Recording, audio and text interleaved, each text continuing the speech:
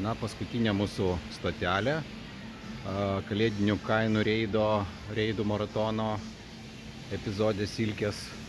Tai randamės iki ir žiūrime, kokios čia yra kainos silkutės. Taigi atlantinė sūdyta silkė su galva, o tenais biškį nematau, negaliu parodyti. Gal tai bus paprasčiau, o taip pat. Tai kaina yra 4,49, o su kortelė 3,69.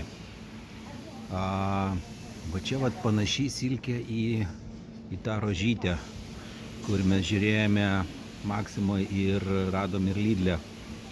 Tai tik tai, kad jinai netaip sudėta, tiesiog va filė padėta.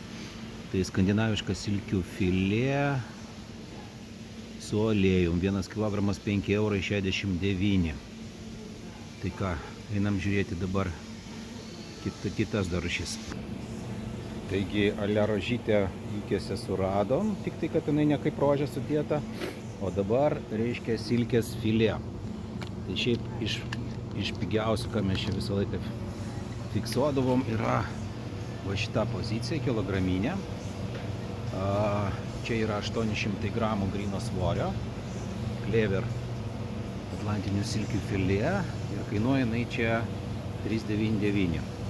Nu tai brangiau negu kad pas konkurentus, bet pigiau negu kad Rimiuose. Tai reikia tiesiog perskaičiuoti 800 gramų po 3,99 į kilogramą. Jeigu kam reikia šiek tiek brangiau, bet smulkesnį šukasaimą, tai va yra 220 gramų.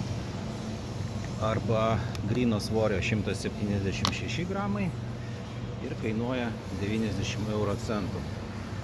Tai ką, tiek apie silkės iš IKEA.